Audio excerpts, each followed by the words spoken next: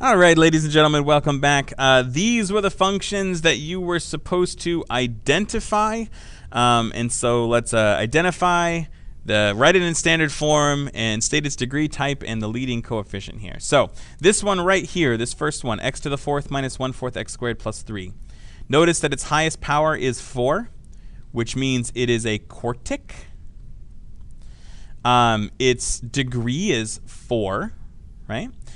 Its standard form is already actually written in standard form. This is standard form already. Remember, standard form just means write in descending power order, 4, 2, 0.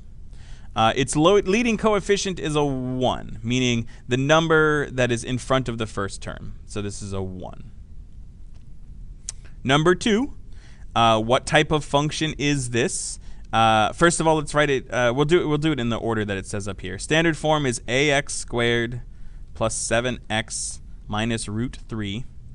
This is a quartic. Excuse me, not a quartic, a quadratic. Because the highest power is 2, and things go in descending order from there. The degree is 2, and the leading coefficient is a. Number 3 is not a polynomial. Remember, we said in the last video that we need positive and whole numbers to be a polynomial, and this has a -1 as its power, and so that means that this is not a polynomial. Number 4 is also not a polynomial because we need positive whole numbers, and this one has a variable as its exponent, which makes it not a polynomial.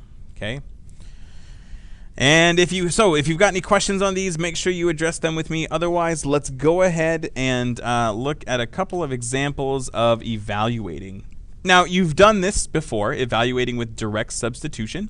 So I'm just going to go ahead and jump straight into it. It's just got more steps than you're used to, maybe. We're going to evaluate this function when x equals 3. That means that we are going to replace the 3 in each of these terms. Or excuse me, we're going to place the x with 3 in each of these terms. So here we have 2 times 81, because we do exponents first.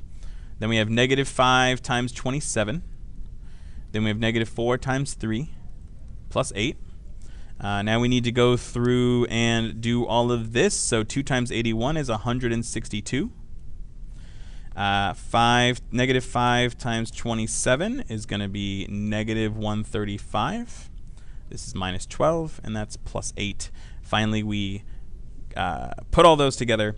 162 minus 135 minus 12 plus 8. And we end up with a solution of 23. So f of 3 equals 23. Right? Probably should have the f of 3 all along here if we're being consistent. So direct substitution of polynomials, we just take the value, we plug it in for x, and we use our order of operations to solve. Right here, be careful with this first step. That's where most people make their mistakes.